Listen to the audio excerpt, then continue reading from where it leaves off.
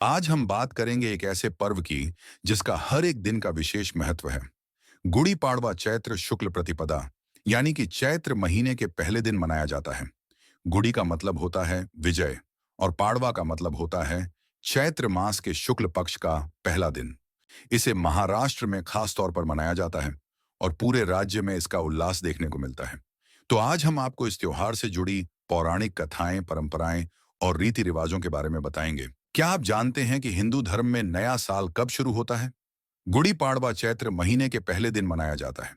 यही वो दिन है जब ब्रह्मा जी ने सृष्टि की रचना शुरू की थी और हिंदू पंचांग का पहला दिन यहीं से गिना जाता है।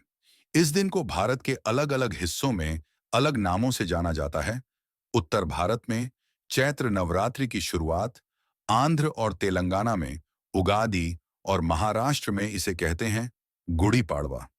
क्या आपको पता है गुड़ी पाड़वा से जुड़ी पौराणिक कथा? रामायण काल में जब रावण ने माता सीता का हरण किया तो भगवान श्री राम उन्हें ढूंढते हुए दक्षिण भारत पहुंचे। वहां राजा बलि का शासन था और एक दिन उनकी मुलाकात सुग्रीव से हुई, जिसने श्री राम को अपने भाई बाली के कुशासन के बारे में बताया।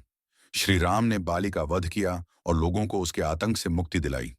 यह घटना चैत्र शुक्ल प्रतिपदा के दिन हुई थी।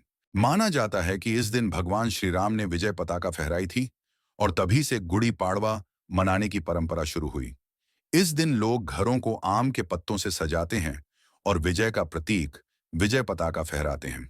यह पर्व खासकर महाराष्ट्र, आंध्र प्रदेश और कर्नाटक में मनाया जाता है और इसे विजय और खुशी का प्रतीक माना जाता है। गुड़ी क्या है और क्यों हम इसे हर साल फहराते हैं?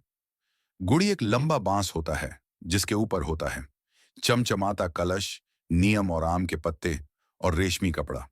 नीम के पत्ते जो कड़वी बातों को सहने की सीख देता है और ऊपर एक चमकदार कलश विजय और आशीर्वाद का प्रतीक है।